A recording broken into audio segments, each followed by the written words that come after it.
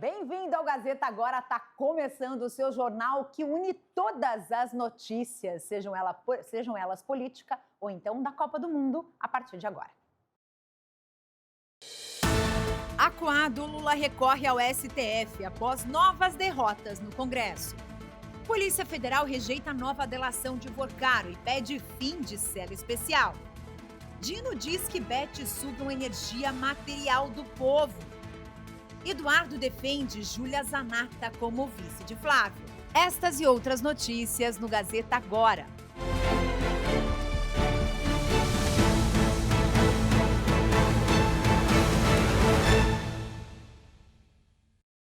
Muito boa tarde, sejam bem-vindos ao Gazeta Agora. Está começando o seu jornal com as notícias do Brasil e do mundo, claro, com foco na política, mas também tem momento Copa hoje, inclusive tem jogo rolando, né, Paulo Pozonoff? Tem jogo rolando aí, boa tarde, Carla, deixa eu ver como é que tá aqui, 1-0 para Bósnia e Herzegovina. Boa tarde para você, Carla, boa tarde aí para toda a nossa audiência. Sextou, né, Carla? Sextou e hoje o jornal aí tá cheio de pauta bomba. Pauta bomba pros congressistas, lá pro Congresso, e pra gente também, porque a gente vai falar de STF, é sempre perigoso, né, Carla? Sempre muito perigoso, estamos em terrenos aí, e terrenos bombardeados já, né? A gente tem que ter cuidado onde a gente pisa. Vamos fazer o seguinte? Vamos conversar com a Aline, ela tá ok lá em Brasília? Aline, muito boa tarde, bem-vinda. Agora aí na luz do dia de Brasília, né, já nesse meio de tarde, queríamos saber o seguinte, a gente tem algumas questões envolvendo o senhor Alcolumbre, ao qual a gente sempre fala aqui, né, das pautas às quais ele está sobre elas, bem sentado inclusive, e aí a gente precisa entender algumas tensões que estão ocorrendo em Brasília, já que o governo Lula volta a apostar, então, no STF para tentar barrar alguns projetos, né, com impacto nas contas públicas. Quer dizer, é uma cortininha de fumaça ou é só impressão? Olá, Carla, uma ótima tarde a você, Paulo Pozonoff, nossa equipe, nossa audiência. Dela? Já vamos conectar então o teu áudio, Aline, para a gente poder continuar por aqui. Enquanto a gente faz essa conexão, eu vou fazer o seguinte, nós temos inclusive uma fala do Davi Alcolumbre sobre esse tema, sobre essas pautas bomba. Vou pedir para a gente colocar aqui para a gente poder acompanhar e já iniciarmos. No ano de eleição, isso aqui é muito complexo. Porque o que botar para votar isso aqui, todo mundo vai votar sim, por conta da eleição, e vai ter que arrumar 10 Brasil para pagar. E aí fica sendo eu, o culpado que não quer dar um piso para o médico que salva a vida das pessoas no pronto atendimento. Um piso para o enfermeiro. Meu Deus, bora dar. Mas o Brasil comporta isso. O Brasil vai resistir. As finanças públicas vão resistir. Vai ter uma fonte de arrecadação. Quando colocar na Constituição isso aqui, vão questionar se teve uma fonte de arrecadação, porque na lei tem que ter a fonte.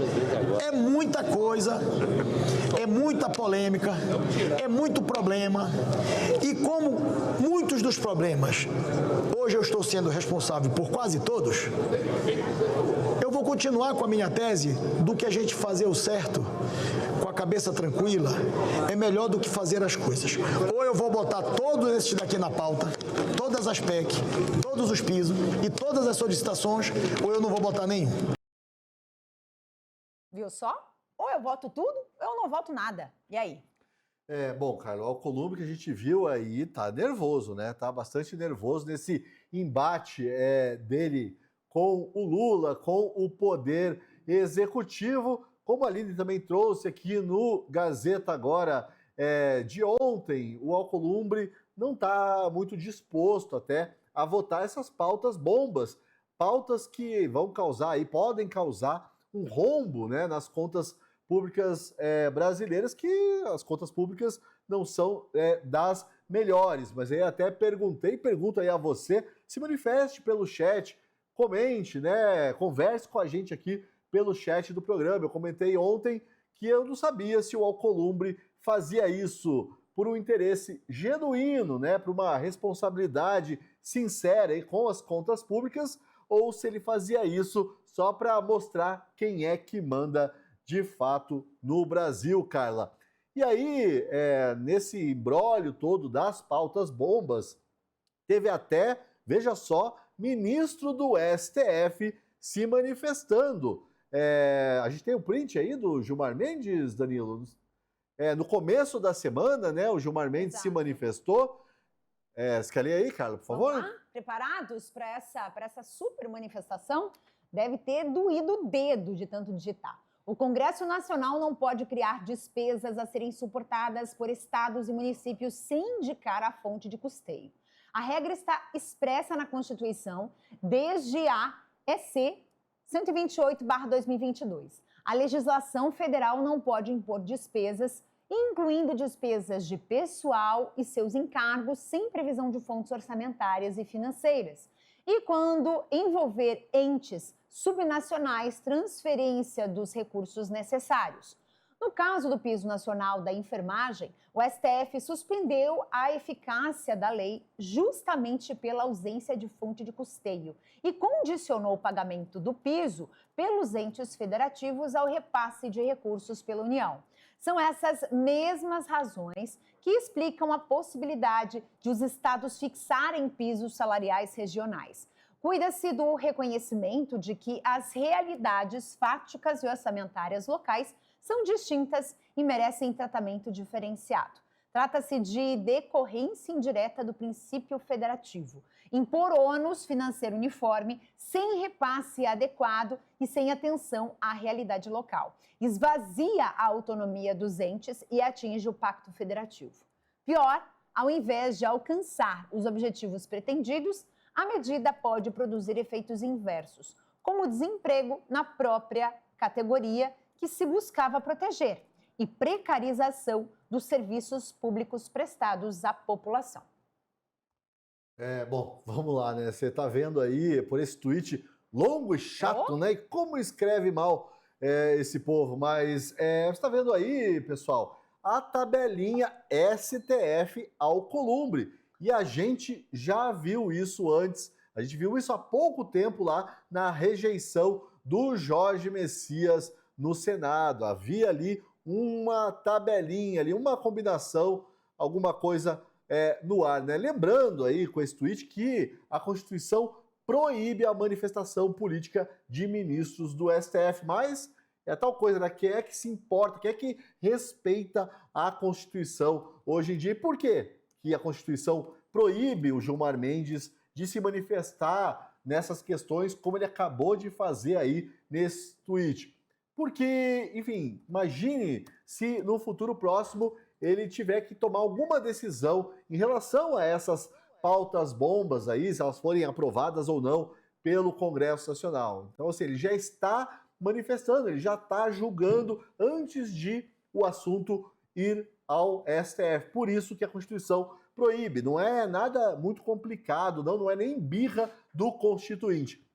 Mas a gente sabe que a Constituição de 88 não deu muita sorte para o Brasil, né? Até espera ali, a Aline está com problema para entrar. Espero que ela não tenha tocado lá na mão do Ulisses Guimarães, senão já pode ser, inclusive, efeito disso. O Alcolumbre, gente, que teve o apoio da direita, dos bolsonaristas, do Bolsonaro, para ser eleito presidente do Senado. E aí, eu sou obrigado a dizer, quem fazia objeção a isso, eu fiz objeção a isso, fui xingado a rodo, era xingado. Intergaláctico era o menor, o xingamento mais leve, né? Traidor e tudo mais. Enfim, aí agora a gente está vendo as consequências disso.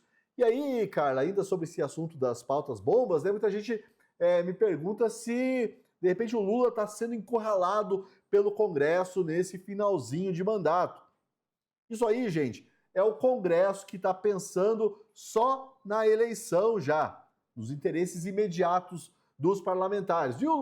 Isso é de um lado, né? Do outro lado, a gente tem o Lula, que também está pensando só em eleição nos seus interesses imediatos. O problema é que os interesses aí do Legislativo, do Congresso e do Executivo, do Lula, eles não combinam direito. Muitas vezes eles são conflitantes. Por quê? Porque para o Legislativo, né, para os deputados, senadores, neste momento, interessa gastar, mostrar, porque gastando eles conseguem mostrar serviço para suas bases eleitorais. E para o Lula? Será que para o Lula não interessa gastar? também. Claro que para o Lula interessa gastar. Só que o Lula tem que passar uma imagem, como ele é presidente, né? Ele tem que passar uma imagem assim de alguma, vou usar a palavra aqui bem irônica, né? Em se tratando de Lula, de alguma sobriedade, cara, de alguma responsabilidade fiscal.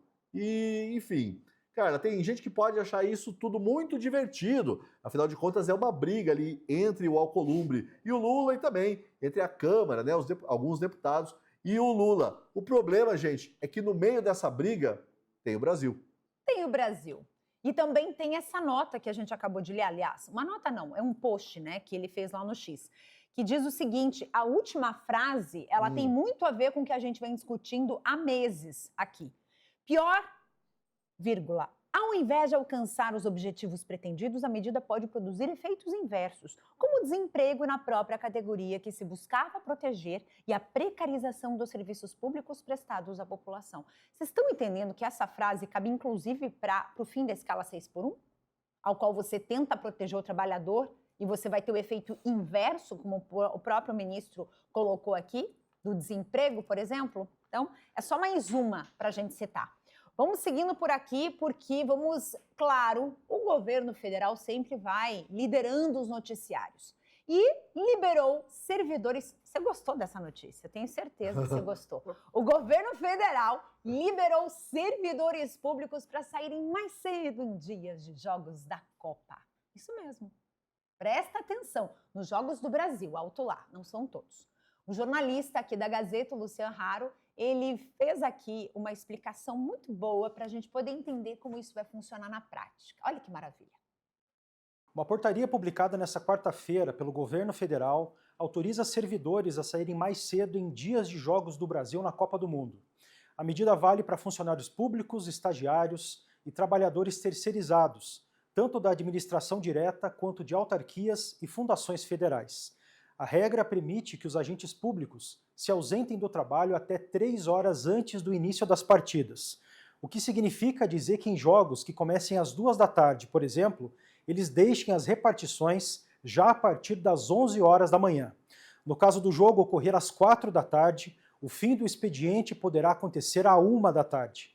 E mesmo nessa primeira fase do Mundial, em que todos os jogos da seleção são durante a noite, também há previsão de saída antecipada. Em partida que comece às 9h30, servidores que trabalhariam no horário noturno podem deixar o posto às 6h30 da tarde. O mesmo vale para confrontos às 10 da noite, quando o horário de saída poderá iniciar às 7. Oh, beleza! Já pensou sair cedão assim, ó? Vidão, hein? Eu tô pensando aí, eu vou fazer concurso aí para a próxima Copa, quem sabe eu consigo... Dá tempo. Hã? Dá tempo de passar. Dá tempo. Bom, pessoal, a notícia, a gente traz aqui até um comentário um tanto quanto jocoso, né? Uma notícia curiosa aí das prioridades desse nosso estado inchado e ineficiente, mas de fundo, né, o que tem nessa notícia é que ela acaba reforçando a imagem de que o funcionário público, ele pertence a uma casta cheia de privilégios, né? Privilégios que não são dados aos trabalhadores da iniciativa privada. Eu acho que, então, assim, no meio de toda essa discussão sobre redução da escala 6x1, do valor da liberdade, do valor do trabalho, é interessante, sim, a gente prestar atenção a esse tipo aí de notícia, né? E outra coisa que ela mostra, ela reforça, na verdade, é a ideia aí de uma separação, Carla, quase total entre o setor público e o setor privado. E eu estava pensando, assistindo ao que disse, ouvindo o que disse o Luciano, eu estava pensando 2 coisas, né? Primeiro, que me parece que esse tipo de medida aí, ela só aumenta o ressentimento da população, né? Mais notadamente a direita. Tem uma direita muito ressentida e é um ressentimento que eu até vejo aí nesse tipo de notícia algum tipo de justificativa. Mas isso aí, claro que aumentaria, na verdade, o ressentimento se as pessoas se importassem, se estivessem importando, fosse lá daquelas Copas de antigamente, né? Hoje em dia eu já não sei se é o caso. Essa é uma coisa que eu estava me perguntando assistindo ao Luciano. A outra é, por que você disse que eu ia gostar da notícia? Eu sou funcionário público. Eu queria entender uma coisa, gente. Será que essa medida não reforça realmente a ideia de que o serviço público, né, aliás, no caso aqui do serviço público, a conta ela acaba sendo paga pelo contribuinte? Quer dizer, quem precisaria, né, desse serviço público naquele período não vai poder utilizar esse serviço público porque o servidor vai sair mais cedo para assistir o jogo. Você já imaginou? Enfim, temos aí um período longo, né? A Copa do Mundo não é em uma semana que se resolve, né? É um período. É que eu acho que as pessoas têm certa dificuldade para fazer essa relação. Para mim é uma relação bastante óbvia. Somos nós que pagamos os salários dos funcionários públicos, né? Mas até os funcionários públicos têm essa ideia assim, de que, sei lá, uma entidade, né, paga os salários. Eles não são os nossos impostos, né? Enfim, Carla. Exatamente. Sorte deles, talvez, de algum jeito. E ainda tratam também, muitos... né? Como é que, assim, porque sair mais cedo para ver o jogo da seleção do jeito que a seleção tá jogando também, não sei se acaba sendo até um castigo, entendeu? Vamos ver como é que isso vai se desenrolar mais para frente aí. Mas vamos agora de Daniel Vorcaro. Pois é, minha gente, a Polícia Federal rejeitou a segunda proposta de delação de Daniel Vorcaro. Isso mesmo. Segundo a Polícia Federal, o material apresentado não trouxe informações inéditas nem provas capazes de fazer as investigações avançarem de verdade. A nova proposta citava relações de Vorcaro com políticos, incluindo uma possível doação de 20 milhões de reais aí para a campanha do ministro do governo atual, ministro do Lula, Alexandre Silveira, ao Senado em 2022. Agora a Polícia Federal pediu ao ministro André Mendonça, do STF, que Vorcaro deixe a cela especial onde ele está. Ele pode, então, ser transferido para uma cela comum da própria Polícia Federal, para Papudinha ou até retornar à Penitenciária Federal de Brasília. E aí a questão essa nova rejeição, ela enfraquece de vez a tentativa de Vorcaro na delação? Porque fica naquela, né? Tá entregando alguma coisa? A gente já conversou aqui, inclusive, com a Juliette Manfrim, que está super por dentro, né, desse assunto, e ela pontuou algumas vezes, quer dizer, a Polícia Federal, ela às vezes descobre muito mais do que o delator tem para entregar. E é isso que a gente está vendo, né, Paulo? Então, é isso que eu ia até dizer, né? Que não basta entregar, né? Tem que entregar algo que a polícia não saiba ainda, e me parece que a Polícia Federal, ou ele não está entregando absolutamente nada, também é uma possibilidade, ou então a Polícia Federal já tem muitas provas sobre muita gente, muito peixe graúdo aí.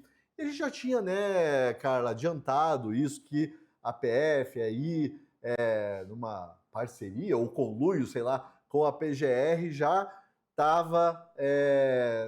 tendia a rejeitar essa que é a segunda delação do Daniel Vorcaro. Será que vem uma terceira por aí, Carla? Será que tem aquele ditado americano, né? Three's a charm lá. Será que é a melhor de três, né? Como a gente estava tentando aqui achar uma equivalência em português. E olha, Carla, assim, para mim, né, de duas uma.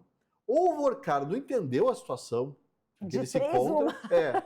De três uma. Exatamente. Ou ele não entendeu a situação em que ele está e agora ele vai para uma cela comum, quem sabe, né? Ele coloca a mão na consciência lá e fala, não dá, eu tenho que contar tudo que eu sei, porque é claro que ele sabe muita coisa, né? Será que vai ter romaria também na sala comum ou vão barrar isso? Depende se o Macallan for 21, 18 anos e tal, depende da qualidade do serviço, né? Exatamente. Enfim, ou o Vorcaro não entendeu aí a situação onde ele se encontra, ou então ele conta com uma ajudinha num futuro próximo, ajudinha aí especial, de repente, enquanto a gente está aqui distraído com a Copa, alguém ajuda o homem, vai saber, né? Tem o pessoal aí que acredita, acha que a Copa do Mundo é tudo uma cortina de fumaça e tal, às vezes é mesmo, às vezes nesse caso é mesmo, e acaba funcionando aí para o Daniel Vorcaro, e espero que não, né? Só queria lembrar uma coisinha, que o Andrei Rodrigues, lá, o diretor da PF, estava lá naquela festa regada a uísque muito, mas muito, muito caro mesmo, que o Vorcaro promoveu lá em Londres, né? Então, assim, eu acho que, para mim, isso é um dado que eu acho que as pessoas estão ignorando, cara. Ele é muito importante porque ele tira muito da credibilidade da Polícia Federal. Pois é, e a gente vai com certeza acompanhar tudo isso, assim como estamos acompanhando a Copa do Mundo de 2026. Roda a vinheta.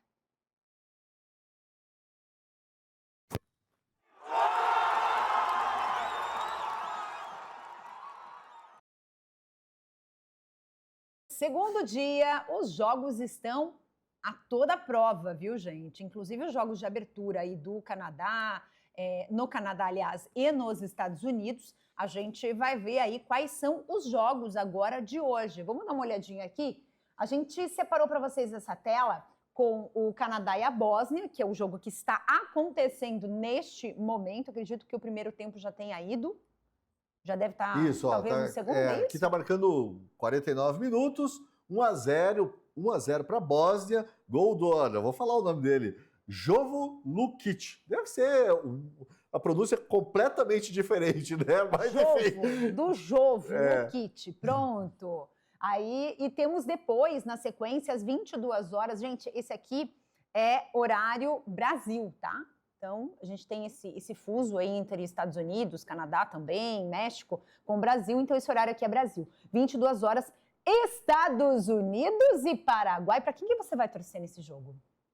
Eu vou torcer pro Paraguai, talvez. Eu acho que eu também vou torcer pro Paraguai. Porque às 10 da noite eu já tô dormindo, já faz um tempo, né? Dorme com as E galinhas assim, esse menino. Eu durmo muito cedo. Bom, eu não vou fazer aquele comentário que eu tinha preparado, jocoso, sobre bósnios e herzegovinos jogando contra o Canadá. Não, isso é demais até para mim. Pessoal, só um comentário sobre a Copa, né? Porque a nossa concorrência aqui, o G1, né, perguntou aí para os candidatos, pediu palpites para o jogo do Brasil contra o Marrocos. Eu achei interessante dizer aí para vocês quais foram os palpites dos candidatos à presidência. Evidentemente, olha, o Lula apostou 1-0 do Brasil contra o Marrocos, o Flávio Bolsonaro 2-1, Renan Santos 1-1, apostando no empate aí. O Caiado é o mais entusiasmado, ele apostou não, né? Só deu o palpite. 4-1. Ele está acreditando que o Brasil vai meter 4 no Marrocos. Aécio Neves 2-1 e Romeu Zema 1-0, gol do Vinícius Júnior. Não sei porque o Zema resolveu dizer que o gol era do Vinícius Júnior e o Renan Santos resolveu dizer que o gol é do Endrick, quem quer que seja ele. Endrick é jogador? Eu não conheço, não tive o prazer de conhecer o Endrick. Endrick, queremos você aqui, hein? Endrick, vai lá, meu filho, vai lá que é tua. Depois da Copa, né? Por enquanto, deixa ele lá jogando. Deixa ele lá jogando, fazendo dele, né? Vamos fazer o seguinte agora, vamos direto para Brasília com Renan Ramalho, para entendermos os principais bastidores da semana, claro, na política brasileira e também na justiça. Renan, muito boa tarde, bem-vindo mais uma vez, um prazer te receber nessa sexta durante esse jogo aí entre Bósnia e Canadá. Não sei se você está por dentro, mas aqui você vai ter toda a informação, viu? É verdade. A Polícia Federal, Renan, rejeitou então a segunda proposta de delação de Daniel Vorcaro, né?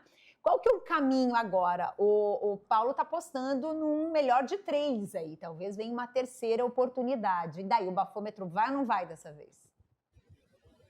Oi, Carla. Oi, Paulo.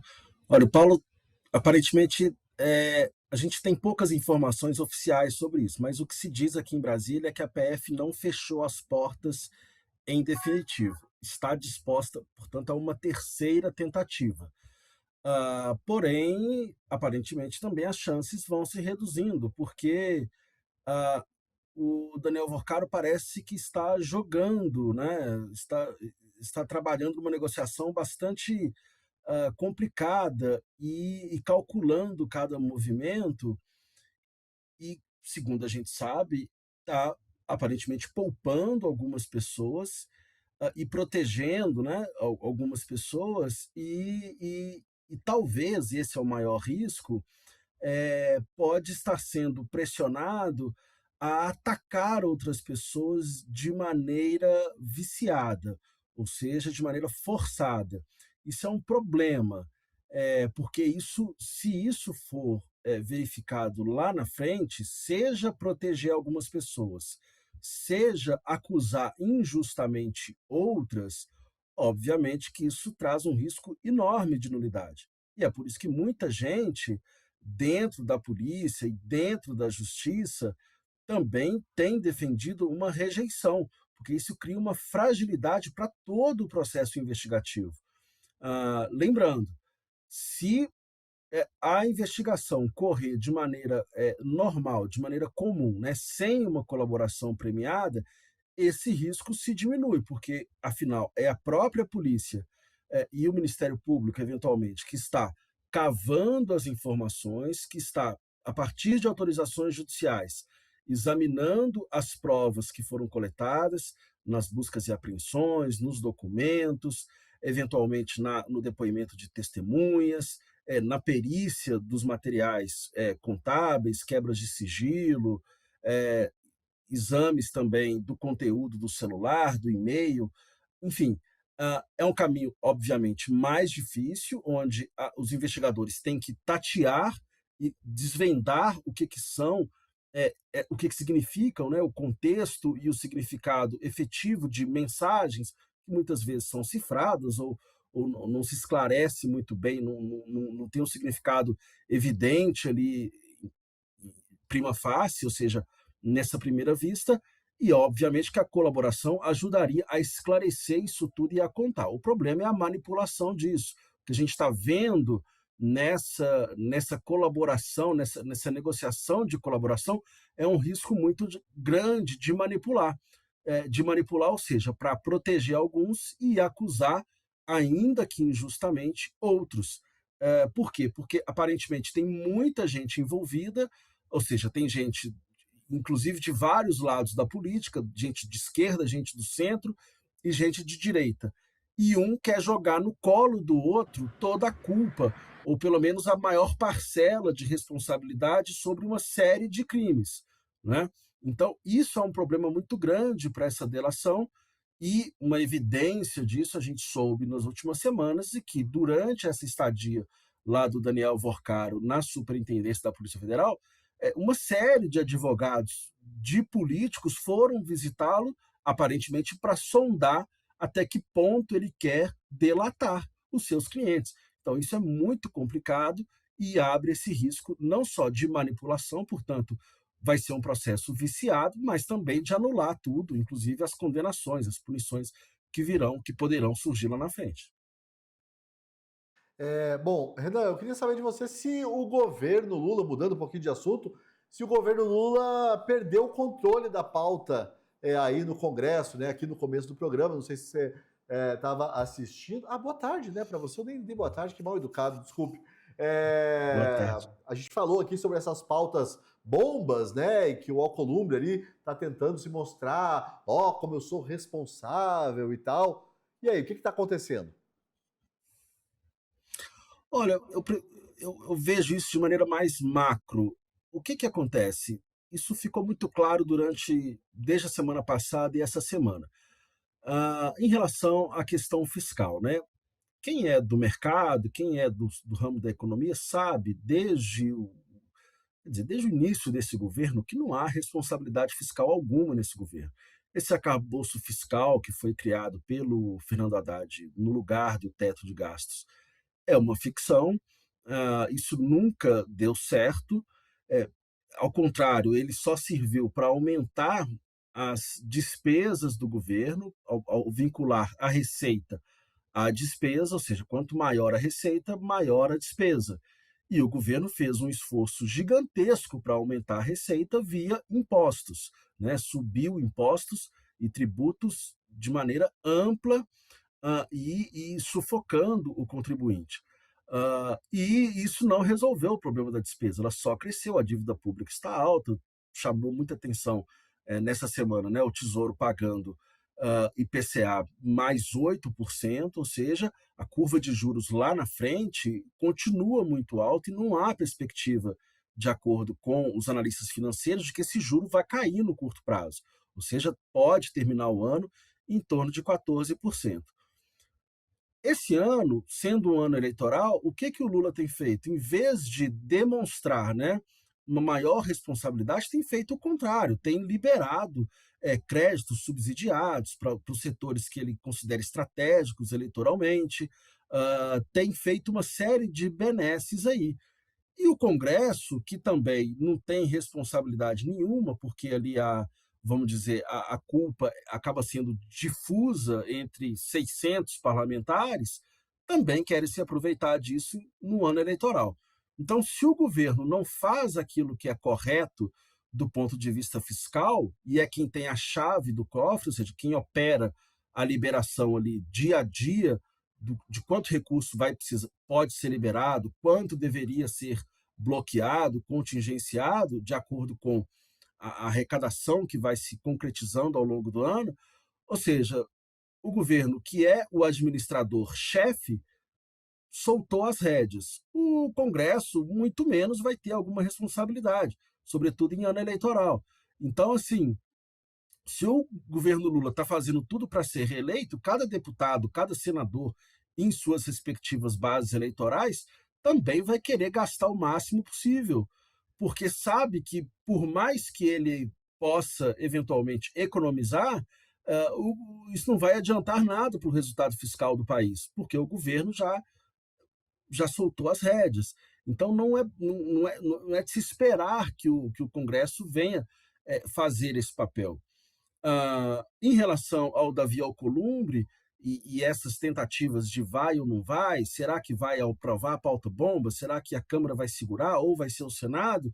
Isso me parece muito mais um jogo de cena do que algo efetivo, um compromisso real com a responsabilidade fiscal.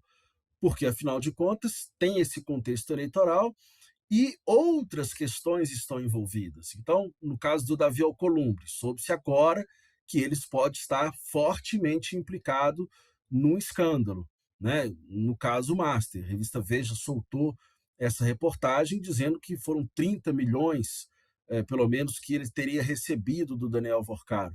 A gente não tem a confirmação oficial, a prova disso, mas isso deixa o Davi Alcolumbre numa situação muito mais sensível. Será que ele está jogando com o governo, então, para se livrar dessa investigação? Ou seja, o governo que tem o controle da Polícia Federal, que tem o controle, portanto, indiretamente, ou tem uma influência, ou pode interferir nessa investigação? Então, a gente fica na dúvida, ou seja, uma coisa acaba se misturando muito com a outra. Então, esse benefício que foi aprovado agora para o setor rural, obviamente que também tem um apelo muito grande dos parlamentares, porque é um setor estratégico, tem uma bancada muito forte, um lobby muito efetivo dentro do Congresso, e sabem também que é um eleitorado que tende, né, e que tem uma relação complicada com o governo desde o início desse terceiro mandato. Ou seja, há uma desconfiança muito grande de um lado e de outro em relação ao governo. Se o Lula, por exemplo, veta esse apoio, esse subsídio novo que está sendo dado, é claro que isso complica muito a situação eleitoral dele também. Quer dizer, um lugar que já não é confortável, que é no agro, para o PT, se torna ainda mais refratário à candidatura dele. Renan, quando a gente fala aqui dessa delação, o Vorcaro, ele citou alguns nomes, né? Inclusive aqui o Metrópolis deu aqui essas informações, segundo a coluna do Igor Gadelha, do jornalista Igor Gadelha, que ele diz o seguinte, que nessa segunda proposta o Vorcaro teria, inclusive, citado nomes como Antônio Rueda, que é presidente nacional do União Brasil, e também integrantes do PT da Bahia, que teriam recebido aí valores, né? Inclusive o Rueda nega as irregularidades, mas ele afirma que não tem relação pessoal com o Vorcaro, embora ele reconheça que o seu escritório de advocacia prestou serviços ao banco, né? E já falando aí do PT, o ex-ministro da Casa Civil, Rui Costa, citado nesses contextos aí das operações, ele também nega a proximidade com o empresário. Ele teria, então, afirmado que teria se encontrado com o Vorcaro apenas uma vez em uma agenda institucional. Mas aí é uma questão que a gente precisa pontuar, né? Mesmo negando a citação, né? Tanto do União Brasil quanto do PT nessa delação. Como é que você vê isso daqui para frente? Você acha que... Porque, assim, por mais que a Polícia Federal tenha deixado para lá, digamos assim, né, essa segunda proposta de delação, eu acho que isso tem que ser noticiado, como já está sendo feito pela imprensa. A imprensa está noticiando e está levando esses nomes à frente. Você acha que mesmo a polícia colocando isso para frente, a Polícia Federal colocando isso para frente, não dando o real valor para essas informações, isso vai pegar firme aí com esses delatados, digamos? Esse é um dos grandes problemas dessa delação premiada, Carla, porque acontece algo semelhante ao que parece ter acontecido também na colaboração da Odebrecht. Ou seja, sobre a natureza, o que se discute aqui é a natureza da relação que o Vorcaro aparentemente estabeleceu com agentes públicos, seja com autoridades políticas do legislativo ou dos executivos, seja o executivo, principalmente o poder executivo estadual, né, no caso do Rio de Janeiro, com autoridades do governo da Bahia, seja com autoridades do governo do Rio de Janeiro, do Cláudio Castro, e também no Amapá, com aliados do Davi Alcolumbre, com gente ligada ao Davi Alcolumbre, que tinha o controle de determinados orçamentos ali dentro do Estado, né? No caso, a previdência dos servidores. Então, o que aparentemente está demonstrado aqui? Quando a Polícia Federal ela vai indiciar alguém, por exemplo, por corrupção, ela tem que demonstrar de maneira muito concreta que determinada quantia, uma vantagem indevida, como se diz, ou seja, um montante, algum pagamento que foi feito para um determinado agente público, ele foi feito em troca de um ato de ofício. Ele foi feito, portanto, em troca de uma contrapartida muito concreta, ou seja, um toma lá, dá cá. Um toma uma determinada quantia em dinheiro, um benefício, pode ser algo material também, um apartamento, um sítio, um carro, um cartão de crédito, um caixa 2 de campanha, por exemplo, ou seja, uma conta corrente em troca de um ato que aquele agente público tem o poder de conceder. No caso da Odebrecht, isso aconteceu, por exemplo, com emendas dentro de uma medida provisória, e é o que está sendo novamente investigado aqui também em relação ao senador Ciro Nogueira, ou seja, sua emenda a um projeto de lei, a uma proposição legislativa, foi feita em troca de um benefício. Agora, o que o Daniel Vorcaro tem falado nessas negociações? Que muitos benefícios, ou muitos luxos até, ou muitas vantagens, ou muitos favores financeiros ou materiais que ele prestava a agentes públicos, ou eram feitos por um networking que ele construiu no meio político, e existiam negócios, existiam contratos relativamente efetivos de prestação de serviço com empresas ligadas a esses políticos, uma consultoria, um serviço de advocacia, uma parceria comercial, a prestação de um serviço. Portanto, havia materialidade para aquele contrato, mas, ao mesmo tempo, o que a polícia desconfia? O que eram contratos de fachada, ou seja, que eram formas de justificar outra coisa que ele queria. O que era essa outra coisa? Qual o ato de ofício, portanto? Qual a vantagem concreta que aquele agente público poderia oferecer?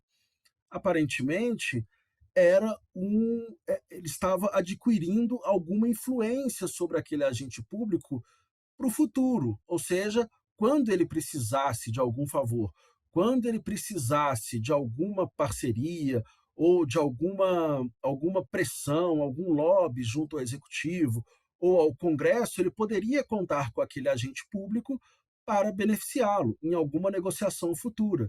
Então, me parece ser algo muito mais difícil de se concretizar num processo penal para caracterizar um ato de corrupção, porque aparentemente o Vorcaro, até como um banqueiro, ele investiu em ativos políticos que vão, ou seja, dar um retorno para ele ao longo do tempo. Isso é muito próprio, né? Quando a gente fala no mercado de capitais, por exemplo, quando alguém investe apostando que aquele ativo que ele está comprando vai lhe dar um retorno futuro. Aparentemente, ele estabeleceu, talvez, né? A desconfiança é que ele estabeleceu o Vorcaro em relação a agentes públicos essa mesma dinâmica, ou seja, ele está investindo, ele está fornecendo uma série de vantagens de luxo, seja na forma de apartamentos ou mesmo de viagens de luxo, concedendo uma série de favores, levando para viajar, patrocinando eventos, convidando para viagens ao exterior mega luxuosas e conquistando essas pessoas, conquistando a amizade, o favor, mas um favor sempre interessado em alguma coisa lá na frente. Muita gente, inclusive, dentro da Polícia Federal, considera, e daí essa rejeição da colaboração, de que o Vorcaro ainda está confiando nessa relação que ele construiu e nesse investimento financeiro que ele teve nesses agentes para salvá-lo lá na frente. Ou seja, ele está ganhando tempo para que, num cenário pós-eleição, onde as coisas vão estar mais tranquilas, onde não vai haver também esse jogo de empurra que está acontecendo entre os agentes que tinham relação com o Vorcaro, para que lá na frente tudo se acomode, ou seja, para que lá na frente, fora da disputa eleitoral e fora do frisson que esse caso, né, está causando na opinião pública, o escândalo, quando ele esfriar um pouco mais, talvez haja um espaço mais favorável para que alguns desses agentes venham salvá-lo lá na frente, principalmente se esses agentes se mantiverem no poder ou crescerem em termos de poder político ou jurídico, dentro do legislativo, dentro do executivo ou mesmo no judiciário. Importante dizer que o Vorcaro tentou, portanto, ampliar o seu leque de influência em atores importantes em todos esses lugares. Basta dizer da relação com Davi Alcolumbre, presidente do Senado, Ciro Nogueira, presidente do PP, que é um grande partido, com o próprio Flávio Bolsonaro, ou seja, se aproximando, investindo no filme do pai, com alguns ministros do Supremo, através de negociações com a família desses ministros. Então, isso tudo demonstra que o quê? Que ele construiu pontes fortes e aparentemente acredita que essas relações ainda vão trazer algum alívio para ele. Tá certo, Renan. Queria te agradecer por hoje. Muitíssimo obrigada. Bom fim de semana e a gente se encontra na próxima semana. Esperamos, né, que, como o Paulo disse, um melhor de 3, talvez, né, uma nova delação seja aceita, enfim, pela Polícia Federal e que tenha nomes mais consistentes, né? Muito bem, Carla. Um abraço, um bom fim de semana para todos e um abraço para o Paulo também. Sempre bom estar aqui com vocês. Valeu, querido. Até mais. Bem, vamos fazer o seguinte, vou conversar agora com a Aline, nossa repórter lá também em Brasília. Vamos ver se está tudo certo com o áudio dela. Aline, você encostou lá na estátua do Ulisses Guimarães. O Paulo falou que se você encostou, deu azar. Por isso que teu áudio não está funcionando. E aí? Olha, aparentemente esse foi o problema, viu? Será que agora foi? Agora tá indo, né? Vocês estão me Agora ouvindo tá tudo bem? certo, estamos te ouvindo. Seguinte. Esse tipo de coisa acontece com o repórter que está na rua. Acontece, claro, nos melhores jornais, né? Bem, o Renan acabou de falar de várias questões envolvendo essa delação do Vorcaro e uma notícia que vem pipocando na mídia, até a própria revista Veja deu essa notícia também ontem, no final do dia, que Davi Alcolumbre teria recebido 30 milhões, mas são 30 milhões de dólares. Dá uma média de 155 milhões de reais. E aí ele nega veementemente, né? Surgiu uma nota aí falando sobre isso também. Queria que você comentasse sobre esse assunto, como é que estão os ânimos em Brasília com mais essa. Olha, Carla, eu vou dizer para você que não é a primeira vez que surgem aí informações, conversas de bastidores, especulações e dessa vez, né, uma matéria mais consistente aí veiculada na mídia sobre o envolvimento de Alcolumbre com Daniel Vorcaro. Inclusive à época da CPMI do INSS, em que foi pedida a prorrogação dessa comissão, né, e essa prorrogação ficou ali parada na mesa diretora, né, ali na presidência presidência do Senado Federal, aguardando que Davi Alcolumbre pudesse prorrogar a CPMI do INSS. Isso acabou indo ao Supremo Tribunal Federal, que firmou ali, né, uma decisão sobre essa prorrogação de comissões mistas, né, comissões parlamentares de inquérito. O fato de Davi Alcolumbre, naquela época, não ter prorrogado a CPMI levantou nos bastidores, principalmente no Senado Federal, a especulação e até informações de que haveria um envolvimento de Alcolumbre e por isso não era do interesse dele que a CPMI continuasse investigando.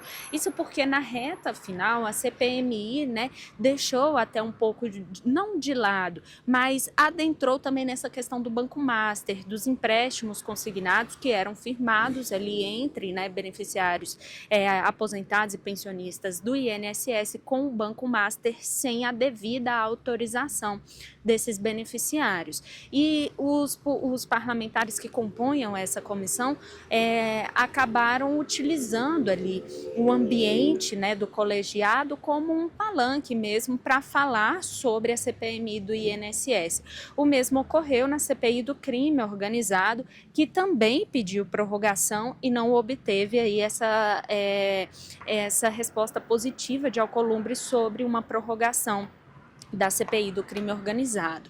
Então, juntando esses fatos, né, e essa resistência de Alcolumbre com essas investigações, até também o pedido de CPMI do Banco Master, que houve na última sessão do Congresso Nacional ali críticas a Davi Alcolumbre por ter se negado a ler o requerimento de criação da CPMI e depois, em plenário, ele falou que não seria conveniente com isso, porque na verdade o interesse dos parlamentares não era de investigar realmente essas questões envolvendo o Banco Master, mas sim de que fosse criado mais um palanque político.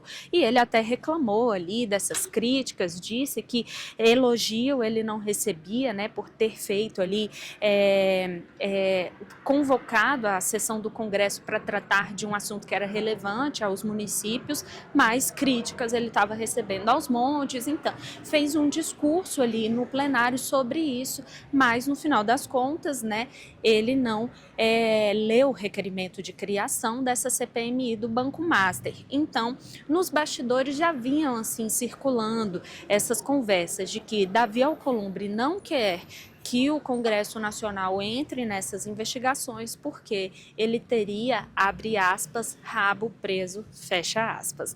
Então, isso não é bem uma novidade para quem convive ali no Congresso Nacional, que já vinha ouvindo essas conversas de corredor, de bastidores, mas agora a gente tem aí, né, algo mais concreto, inclusive com esse valor de 30 milhões, obviamente, Davi Alcolumbre nega, né, esse envolvimento, mas o fato é, Carla, que a Polícia Federal, apesar de uma delação premiada de Daniel Vorcaro ou não, tem avançado nessas investigações e tem chegado ao Congresso Nacional. A gente lembra, né, que na quinta fase da Operação Compliance Zero, o alvo foi Ciro Nogueira, que é um senador ali, que tem um trânsito, né, com a direita, que tem essa relação, é um nome forte no Congresso Nacional. Então, a Polícia Federal está cada vez mais perto do envolvimento desses parlamentares com o Banco Master e se realmente houver essa ligação, né, de Davi Alcolumbre com Daniel Vorcaro, isso deve ser esclarecido nas próximas fases dessa operação da Polícia Federal ou então numa delação, né? Vamos ver agora os nomes que Daniel Vorcaro vai oferecer à Procuradoria-Geral da República e à Polícia Federal, já que a gente tem visto que a ligação de Daniel Vorcaro era ampla, né, na política, igual o Renan falou agora há pouco. Esse foi um investimento feito por Daniel Vorcaro, né, nessas relações políticas, para se assegurar, claro, num momento como esse. Pois é, e aí a questão é, será que ele conscientemente está se sentindo realmente seguro na cela especial que ele pode perder agora com essa negativa? Vamos acompanhar de perto. Aline, muito obrigada, daqui a pouquinho eu te chamo para a gente continuar, porque tem mais assuntos aí vindo direto de Brasília. Até mais. Bom, Vamos fazer o seguinte agora? Vamos com ele, Alexandre Garcia. Porque, claro, ele fala inclusive sobre o desespero que está batendo entre Lula e o próprio PT com o filme Dark Horse, inclusive acionando o STF. Vamos ver? Pois é, eu estou impressionado com a movimentação do PT, a importância que o PT está dando ao filme Dark Horse. Eu vejo que o cinema teve uma decaída. O cinema era a única fonte de diversão audiovisual, né? Havia um tempo que era só visual, tempo de cinema mudo. Mas está com medo. Tanto que está entrando no Supremo, no TSE, atrás do dinheiro que está patrocinando o filme. Agora, é um negócio entre particulares. A produção do filme e o sujeito que deu dinheiro, fez um contrato, no caso, o Vorcaro, né, para depois receber de volta o dinheiro através da bilheteria. Assim que devia ser tudo, né? Mas com a Lei Rouanet aqui, a gente entra com os nossos impostos para estimular não orquestras sinfônicas do interior que estão surgindo, grupos teatrais desconhecidos que estão surgindo, companhias de balé que surgem. Não, quem pega esse dinheiro é o grande cantor que cobra R$500 a entrada.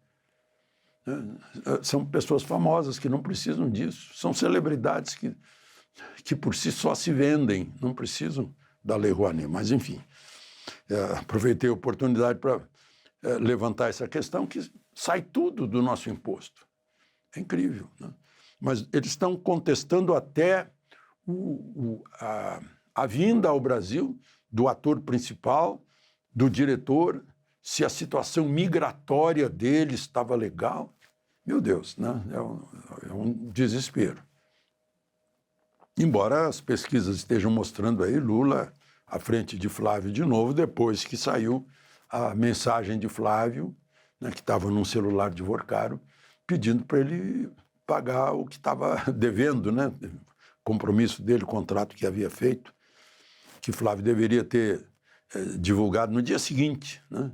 Lá naqueles tempos em que Vorcaro patrocinava festas do Supremo com o Procurador-Geral da República, com o chefe da Polícia Federal, com o Whisky Macallan's em Londres, né? E ninguém reclamava nada, porque não tinha aparecido nada ainda das vigarices do Vorcaro, né?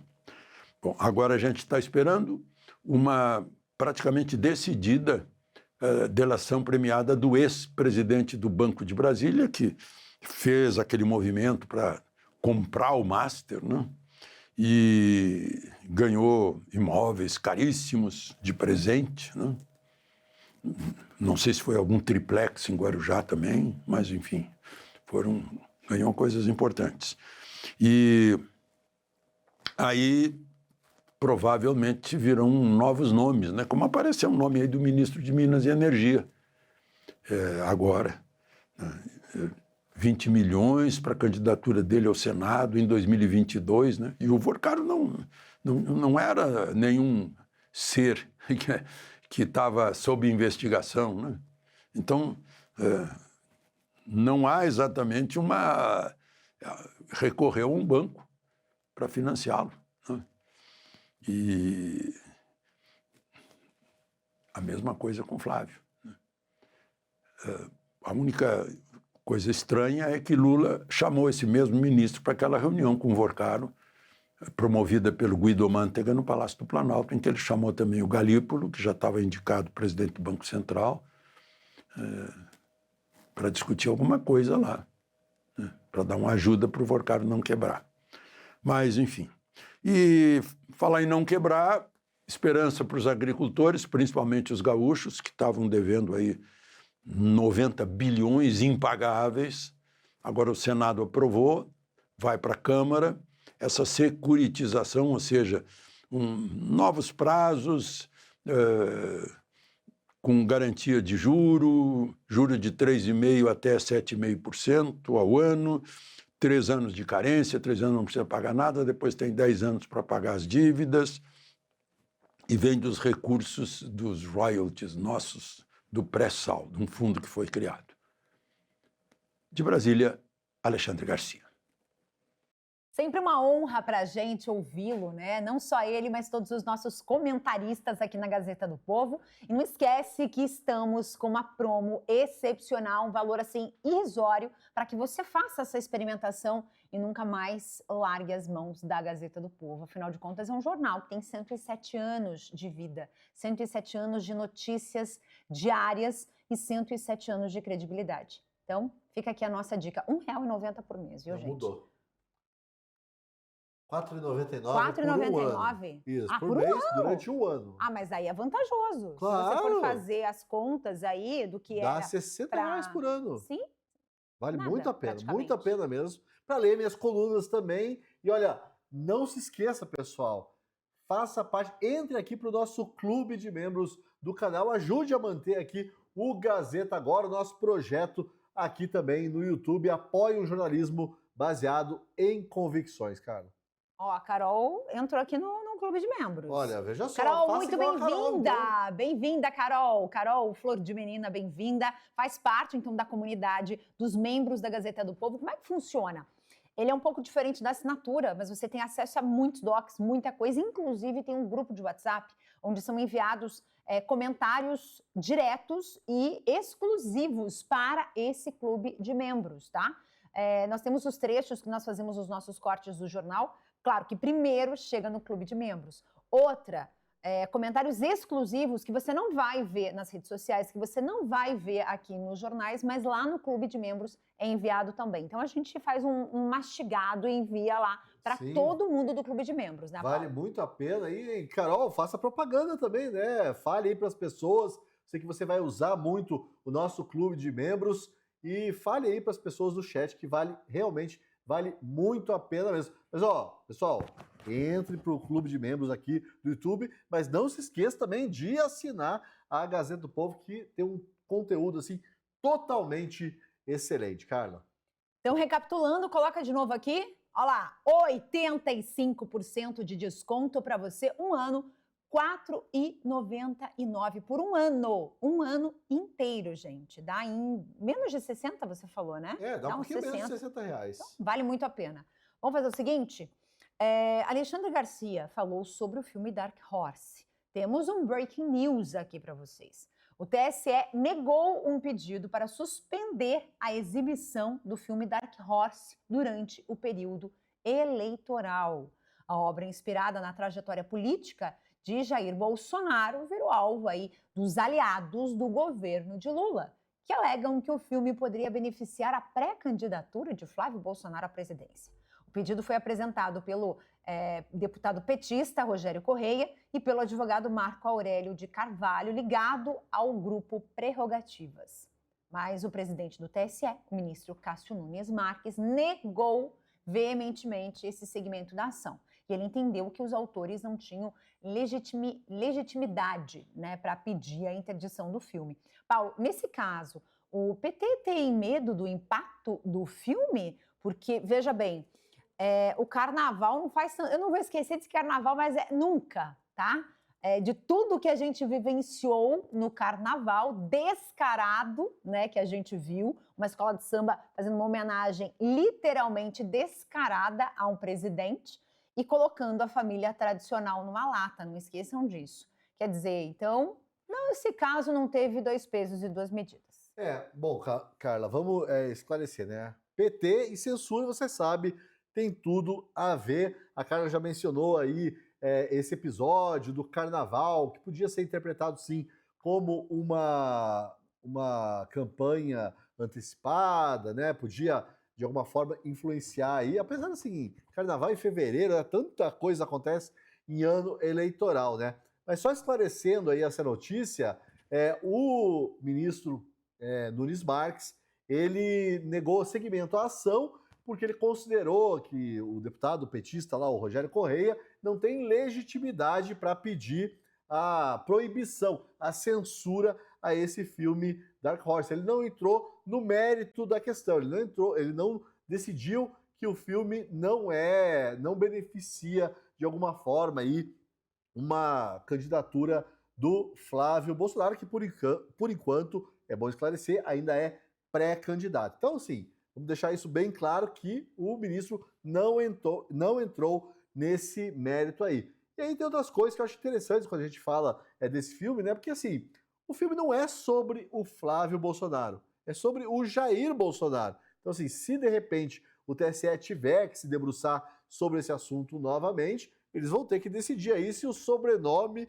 é o que importa nessa história toda, né? E aí outra coisa que eu acho interessante a gente se perguntar é será que esse filme beneficia mesmo o Flávio Bolsonaro? Será que não prejudica, não pode até prejudicar o Flávio Bolsonaro? Enfim, fica aí o questionamento para essa sexta-feira, finalzinho de sexta-feira. Carla? Porque eu vejo muito a questão do carnaval como um prejuízo para o governo Pois atual, é, pois né? é. O tiro saiu literalmente pela culatra. E vamos continuar no assunto do governo, porque ontem nós falamos sobre as bets. Vocês devem estar lembrados sobre isso, né? Pois então, o governo Lula recuou do sigilo de até 100 anos sobre documentos de autorização das bets. Mas a tentativa, né, de esconder os processos abriu uma nova crise do quê? De credibilidade, se é que ela ainda existia. A Fazenda afirma que quer dar transparência aos documentos, preservando apenas informações protegidas pela lei. A contradição é que o mesmo governo que critica as apostas regulamentou o setor e arrecadou bilhões com ele. O caso das bets, ele põe aí o governo em uma contradição, vamos colocar assim, né? Não, com certeza, né? Tá aí, ó, tá dito. A contradição é essa mesmo aí, que o mesmo governo que critica as apostas regulamentou o setor e aí arrecada, precisa desse dinheiro também das bets. A gente não pode esquecer que é um governo muito gastador. A gente até acabou não falando da minha coluna sobre... Ah, não, a gente falou sim, Carla. Eu escrevi uma coluna essa semana, convido você... Sobre o Tigrinho, né? A campanha dos artistas lá de esquerda, progressistas, artistas da MPB, também do cinema, do teatro, da TV, eles montaram um site aí, Bloco Tigrinho, eles estão numa campanha contra as bets, e são os mesmos artistas que apoiam esse governo aí, apoiam o Lula, e quando o Lula sancionou a lei que regulamentava as bets, eles falaram que não tinha problema nenhum. Acho muito bom que os artistas, de repente, perceberam o erro, né, a burrada que é apoiar as bets, mas fica aqui essa contradição também da nossa classe artística. Cara, e agora sim, esse governo aí, não vai faltar, tá, hoje, aquela palavra. Esse governo aí tá com um problemão, um pipinão na mão, que é essa contradição, outra rima, pipinão, problemão, contradição pro Lula. E o problema, Carla, a gente até estava conversando ontem aqui com o Guido Orges, né? Não é só econômico, né? Ele não se restringe ao problema aí de evasão de divisas, gente que deixa de comprar, sei lá, comida para apostar no Tigrinho ou nas apostas esportivas. O problema é de saúde pública. Porque você sabe, tem gente aí cometendo, vamos usar um eufemismo por causa do YouTube, né? Atos tresloucados aí por causa dessas bets. E só um comentário sobre esse sigilo, né? Que é curioso isso, porque o Lula, eu lembro de um debate, foram tantos debates lá nas eleições de 2022, eu lembro que o Lula tirou sarro dos sigilos, dos decretos de sigilo do Bolsonaro, e ele disse, olha só, que o primeiro ato dele como governante, se ele fosse eleito, seria acabar com esses sigilos aí. E aí o que a gente vê é o Lula impondo sigilo, sobre sigilo, a respeito de absolutamente tudo, inclusive sobre os gastos dele e da sua digníssima esposa, né? Aliás, eu tô revoltado aqui com a nossa produção, que não incluiu o vídeo que o Lula divulgou hoje nas redes sociais. A Carla assistiu. Quantas vezes assistiu, Carla, aquele vídeo lá do Lula falando do Dia dos Namorados e dando um ósculo na Janja, né? Eu poupei vocês dessa cena lamentável. Gente, já é difícil ouvi-lo. Aí ver ele beijando a senhora Janja realmente não é possível. Mas vamos continuar nesse assunto, não do beijo e nem da voz dele, porque a gente vai ouvir outra voz agora. Vocês vão ter o prazer de ouvir a voz do senhor Flávio Dino. Durante o julgamento sobre a responsabilização das redes sociais, Flávio Dino criticou, então, as bets e as big techs. Mas presta atenção nisso daqui. Dino afirmou que as bets sugam a energia material do povo e que as big techs sugam a energia espiritual das pessoas. Sim, olha isso. Então, responsabilidade fere superficialmente esse sistema de vício. E por isso que é o ponto nodal, a meu ver, da tese, porque ele afirma a liberdade como valor fundamental e distingue liberdade de vício. Porque os mecanismos viciantes, nada tem com liberdade. É igual à regulação antitabagista. Trata-se de proteger um valor maior, qual seja o da saúde pública. Neste caso, nós estamos protegendo o quê? A saúde das famílias, as crianças, os adolescentes. Será mesmo, senhor Dino? O STF está abrindo, Paulo, um caminho para mais controle ainda? O que está acontecendo? Ele já abriu uma picada lá, agora está desbastando, já está asfaltando, né? Daqui a pouco vira uma autoestrada aí para controlar cada vez mais a internet. Ouvindo o Dino falar aí, como é que ele fala? Na energia espiritual, e qual é a outra energia? Que é a energia econômica, isso, né? as bets sugam energia Isso. material e as big techs energia espiritual. Então, assim, conheçam, pessoal, Flávio Dino, ministro do STF, grande expoente da Escola de Direito Holístico. Meu Deus. Não é? Que fala de energia, não é holística, é isso? Que fala dessas energias aí? Neurociência. Pessoal, olha só, errado o Dino não tá, né? Assim, realmente, as bets aí, elas são um vício, as redes sociais também têm um elemento, sim, desculpe, de vício. Agora, olha, as energias do Dino me afetando aqui na hora de falar, Carla. Agora, eu vou acrescentar uma coisinha a mais aí nessa listinha das energias negativas do Dino. O STF. O STF que suga a nossa energia democrática. Olha só, ele podia ter completado assim a sua listinha, né? Mas a questão, pessoal, a gente fica brincando aqui, mas a questão é a seguinte: quem é o Dino? Quem é o ministro Flávio Dino para fazer esse tipo de diagnóstico e ainda por cima, né, agir com base nesse diagnóstico? Quem ele acha que ele é para dizer se eu quero ou não ter a minha energia espiritual sugada por conteúdos críticos ao STF, por exemplo, nas redes sociais? Quem é o Dino para isso? Esse é o problema do Brasil, cara. Porque assim, todo mundo, né, virou especialista em absolutamente qualquer coisa. Isso aí, inclusive, tá aí uma contradição do Dino, porque isso é um efeito até das redes sociais. Todo mundo se acha capaz de resolver todos os problemas do país e do mundo, e a gente acabou de ver o Dino dar um grande exemplo disso. Esse que é um grande expoente do direito holístico, Carla. Mas não tem só pérolas dele, tem mais, hein? Agora, Gilmar Mendes e Alexandre de Moraes. Durante o julgamento sobre a responsabilização das redes sociais, a qual a gente já vem discutindo há um tempo, os ministros do STF, o Gilmar Mendes e o Alexandre de Moraes, fizeram um alerta sobre a ação de robôs nas redes sociais. Vamos ver a fala deles? Então, responsabilidade fere superficialmente.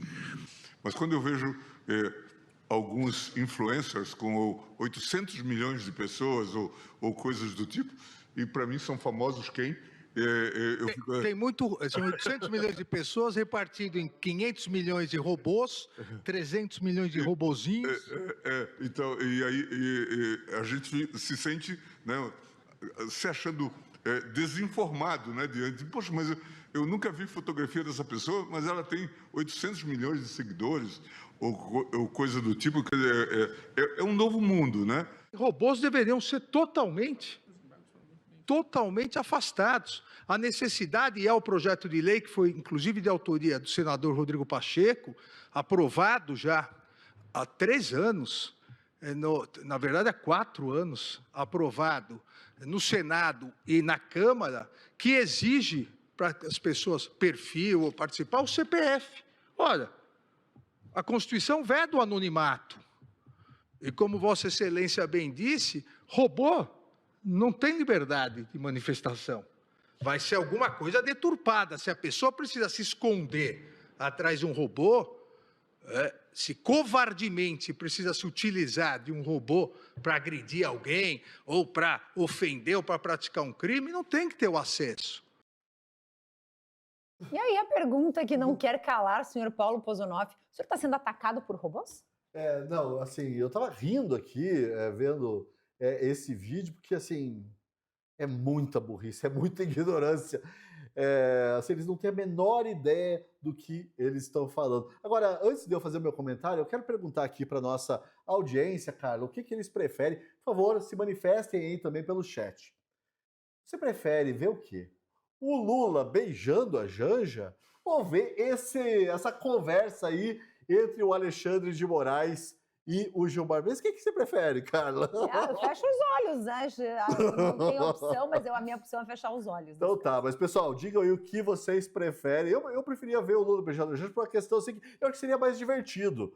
Isso aí ver que o Brasil é controlado, na verdade, por essas pessoas. Isso aí é muito deprimente para uma sexta-feira, né? Finalzinho do dia. A gente vê aí que os ministros da nossa Suprema Corte, né? O tribunal, a corte mais alta, o tribunal que tem a palavra final sobre os assuntos mais importantes para o país, eles não têm a menor ideia do que eles estão discutindo. Aí o Gilmar Mendes disse ali, eu não conheço essa pessoa, é um novo mundo. Aí por isso ele deseja controlar aquilo que ele não compreende. Pessoal, eu também tenho um monte de influencer aí com milhões, não 800 milhões, acho que não tem ninguém, né? Mas com milhões de seguidores, eu também não conheço, que falam um monte de bobagem, mas nem por isso eu simplesmente não sigo. É simples, as pessoas têm a opção de não seguir esses influencers aí. Aí o Alexandre de Moraes vem falar de robô.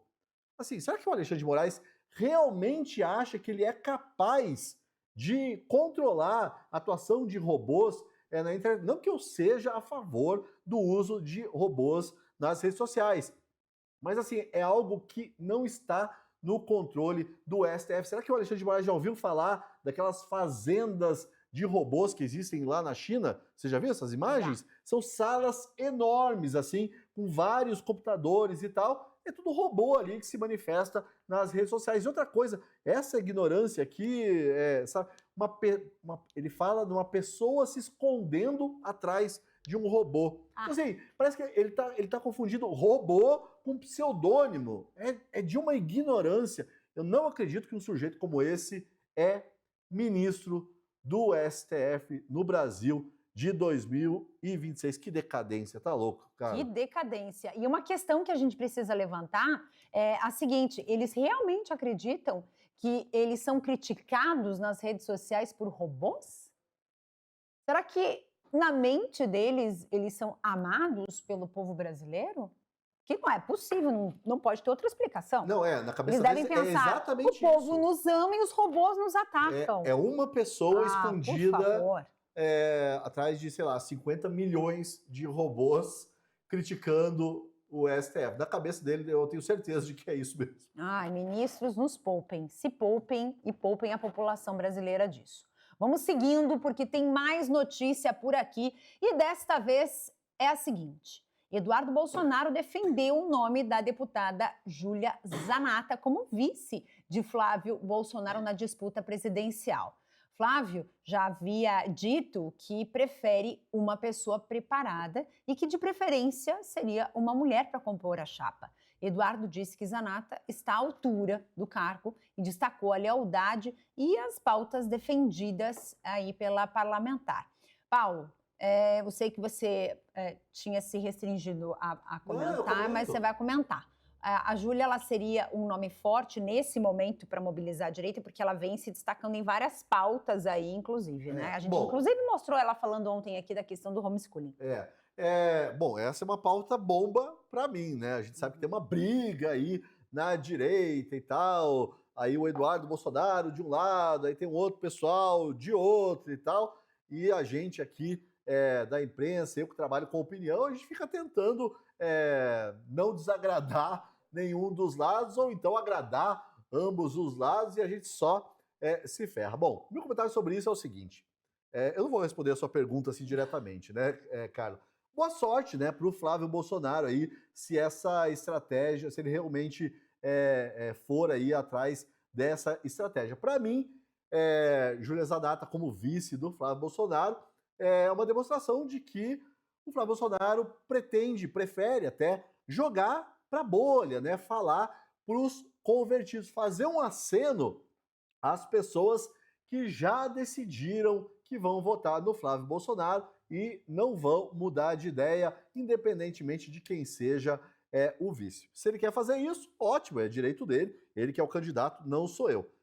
Na minha opinião, eu acho que ele deveria estar preocupado em agradar aquele eleitor em potencial, aquele lá que é chamado, muitas vezes é xingado pela militância, inclusive de isentão para baixo, né? É esse eleitor aí que vai decidir a eleição. É a pessoa que, de repente, hoje diz, eu vou votar no Lula, porque política é tudo a mesma coisa, aquela pessoa que não está muitas vezes nas redes sociais. Mas ele pode, de repente, mudar de ideia e votar no Flávio Bolsonaro aí por outros motivos, inclusive por causa do vice, né, escolhido aí pela chapa. E daí, sobre a Júlia Zadata, realmente eu prefiro dar uma de Glória Pires aqui, nesse momento.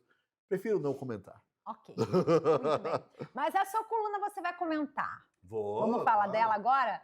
Vamos fazer o seguinte, pode colocar a coluna do Paulo aqui, ó. Por que ninguém tá nem aí para a Copa do Mundo? Eu não diria ninguém, mas eu diria que os americanos estão meio que pouco ligando, né, para a Copa do Mundo, até porque eles estão ali em disputas da NBA, do futebol americano também. Então, a Times Square tá rolando um movimento. Você deve ter visto aí algumas centenas de influencers, né? Parece que todo mundo foi para os Estados Unidos, foi para a Times Square lá para curtir realmente os jogos da Copa.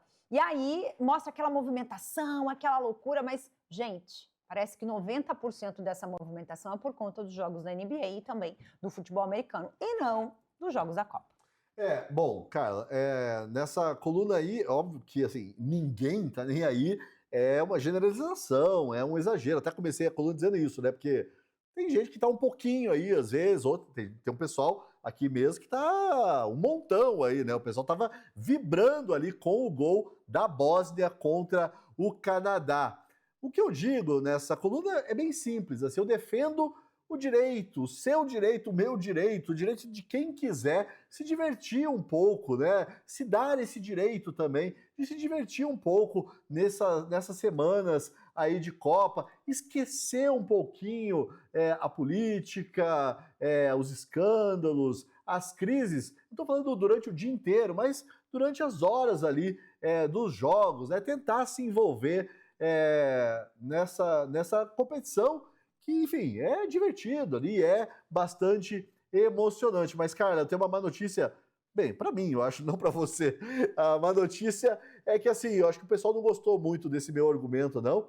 Eu estava dando uma olhada ali nos comentários e o pessoal estava defendendo essa ideia. Olha, pessoal, é uma ideia legítima. Se você acredita nisso, que a Copa é uma cortina de fumaça, é o ópio do povo, é só a política de pão e circo e tal, foi feita para nos distrair dos problemas reais do Brasil, que a Copa é pura alienação, tudo bem, é seu direito pensar isso. Eu só fico me questionando, e aí eu proponho aqui essa dúvida para você, né? Eu entendo que as pessoas possam preferir a política nesse momento, até porque a nossa seleção não é lá essas coisas. O problema é a pessoa achar que ela tem que convencer o outro disso, né? Se não assista nenhum jogo, senão está cometendo, sei lá, um pecado mortal, contra o país ou coisa parecida, ou então a pessoa que se acha realmente superior por não consumir futebol, né? Mas enfim, ossos do ofício aí, né? Paciência. O Paulo Tessari colocou aqui, perder de 7-1 acabou com a Copa do Mundo no Brasil. Não, realmente... Esse entrou pra história. E aliás, eu quero convidar aí o Paulo, né, meu xará? Paulo Tessari. Olha, xará, eu quero te convidar, depois aqui do Gazeta Agora, entra no ar os Saideira. Com quem? Com o Paulo Pozoroff Júnior, já ouviu falar dele? O Francisco Corsim e o Omar Godoy, e a gente fala justamente sobre isso, sobre todo esse desinteresse aí pela Copa do Mundo, e até foi o Chico, Carla, que mencionou aí esse grande trauma do 7-1, e assim, mas é interessante a gente conversar também sobre isso, né? Lembrando que, presta atenção, hein? Teve jogo não oficial, né? Foi um jogo anterior aí ao início da Copa, foi um amistoso entre Estados Unidos e Alemanha. Estados Unidos ganhou, hein? Ah, é? Vocês fiquem atentos, gente. Estados Unidos tá aí, ó. Não tá pra bobeira, não. Para quem estava ali no baixo escalão do futebol de campo, do futebol que nós brasileiros aí conhecemos, né? E sempre esteve nas altas aí de basquete, de futebol americano, os caras ganharam da Alemanha, tem que ficar esperto. Vamos fazer o seguinte, vamos para a Itália agora? A justiça italiana citou a parcialidade de Alexandre de Moraes na decisão que libertou Carla Zambelli e anulou a extradição da ex-deputada. A Corte de Cassação da Itália apontou dúvidas sobre o julgamento no Brasil.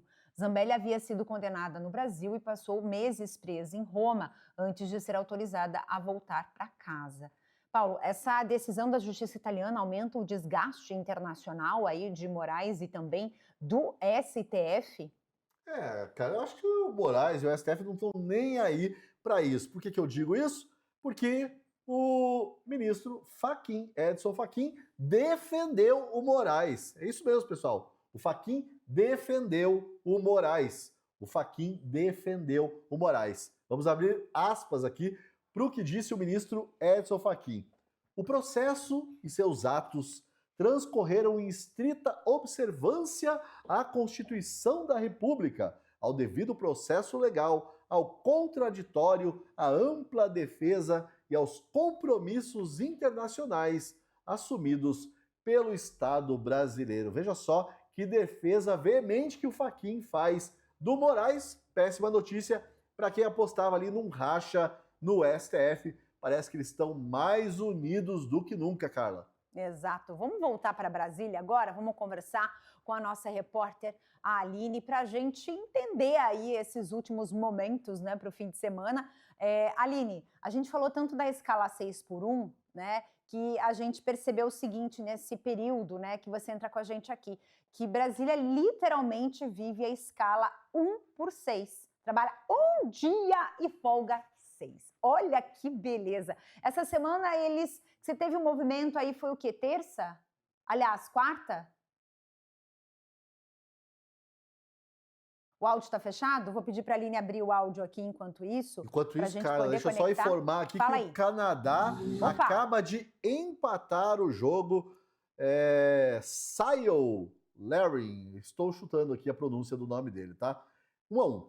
Opa, 1-1 então entre Canadá e... Bósnia. Bósnia. Bem, vamos lá, Aline, conversa comigo aqui que acho que agora teu áudio já tá ok. Agora sim, eita, áudio difícil, hein, Carla? Mas aqui a escala, pelo menos para os políticos, é quase aí um 0 por 7, né? Quando muito, eles trabalham terça e quarta, né? Nas semanas agitadas, terça e quarta, eles estão por aqui. Agora, a gente que cobre, principalmente política, não para. A escala já é aí 24/7, né? Bom, Carla, para a próxima semana, a gente fica, então, na expectativa da escala 6x1 no Senado Federal. Vamos ver se Davi Alcolumbre vai sair de cima dessa pauta, né? E botar aí essa PEC para andar. A gente também tem aí uma expectativa sobre uma reunião de Alcolumbre com o presidente Lula para tratar sobre isso, mas também de uma definição de quem deve relatar essa matéria. E aí temos Rodrigo Pacheco na como nome, né, cotado para isso.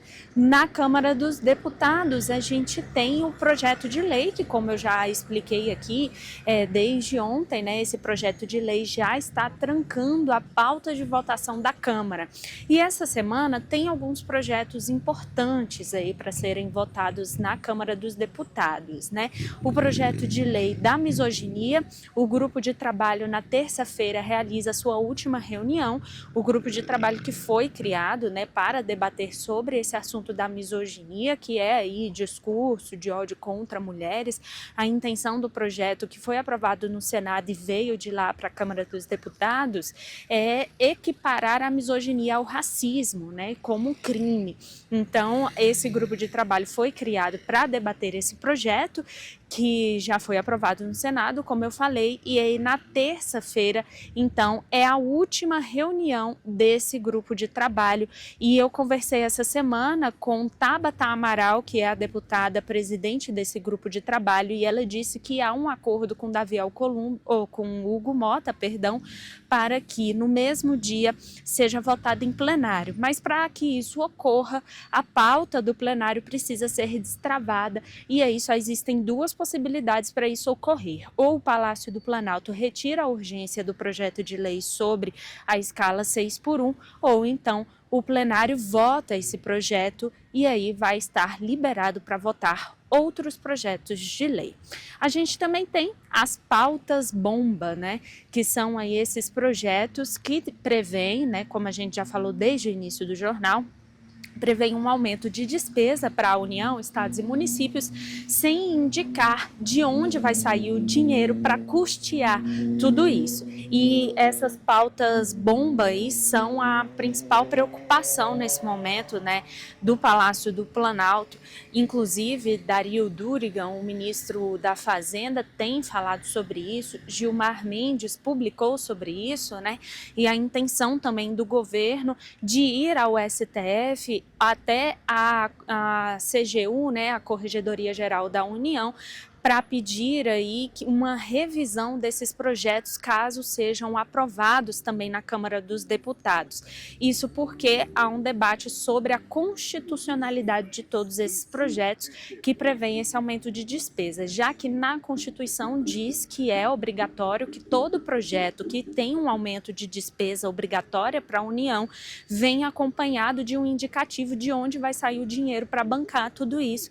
E esses projetos aprovados não têm essa indicação, né, dos recursos aí para custear essas despesas e por isso poderia ser considerados inconstitucionais. Esse é o argumento aí que o Palácio do Planalto tem apostado para ir ao STF. Mas para que isso ocorra, esses projetos precisam passar pela Câmara dos Deputados. Foi aprovado no Senado Federal essa semana diversos projetos. A estimativa é de que esses projetos aprovados essa semana no Senado impactem as contas públicas em 200 bilhões de reais nos próximos 10 anos. Então, algo, né, aí de 20 bilhões de reais, mais ou menos por ano, se eu estiver boa aqui de conta, né? E aí, isso foi agora aprovado pelo Senado e vai passar pela Câmara. Mas, como eu falei e repito, para passar pela Câmara, a pauta do plenário precisa ser destravada e isso deve ocorrer essa semana, Carla.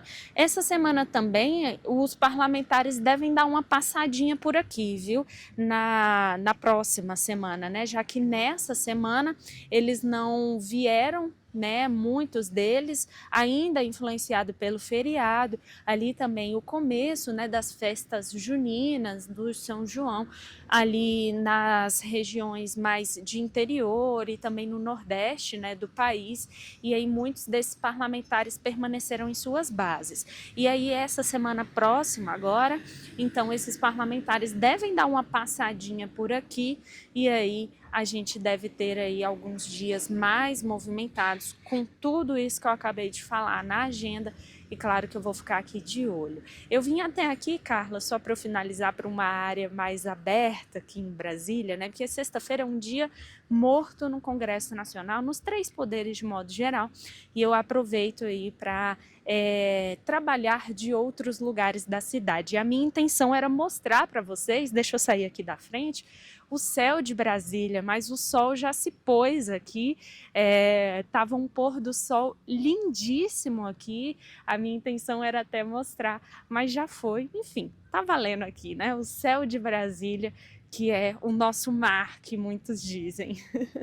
O céu daí sempre é muito bonito, né? Ao contrário aqui, por exemplo, da região onde a gente tá, que tá 90% nublado, ou tá chovendo, ou sei que tá frio, né? E aí é sempre mais quente. Aline, quero te agradecer por hoje, muito obrigada, bom fim de semana para vocês. Segunda, estamos firme aqui de volta, viu? Com certeza. Até segunda-feira, Paulo Pousonoff, Carla, quase misturei. Carla e Paulo virando um Paula aí. Mistura boa, né? Uma mistura boa.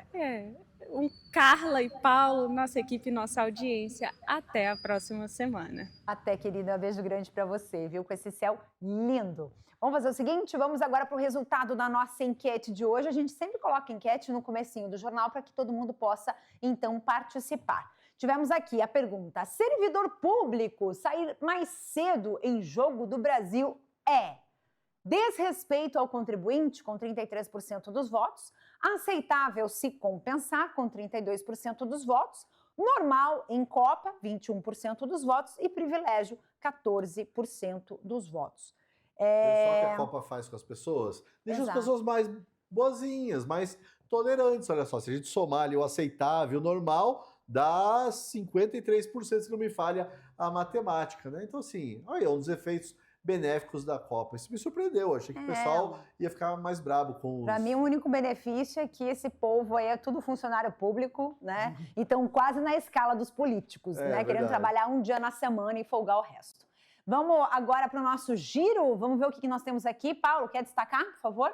Eu quero destacar novamente a minha coluna lá para você ler, porque aqui ninguém está nem aí para a Copa do Mundo, né? Mas a gente tem notícias sobre coisas muito interessantes também. Ali, ó, a queda histórica na natalidade que a gente vivencia, né, no nosso tempo. Aí, celulares e pornografia ajudam a explicar isso também. Queda histórica na natalidade. Aqui as últimas, porque o apoio à causa LGBT está caindo nos Estados Unidos, esse é um dos temas também das últimas notícias, e porque a Copa do Mundo está fazendo os europeus mudarem de ideia sobre os Estados Unidos. Eu quero fazer aqui uma correção e pedir um perdão público aqui, porque eu não sei onde eu vi que os Estados Unidos tinha ganho da Alemanha, mas na verdade a Alemanha ganhou dos Estados Unidos. Gente, mil perdões, foi 2-1. Eu acredito que eu tenha visto só o gol dos Estados Unidos.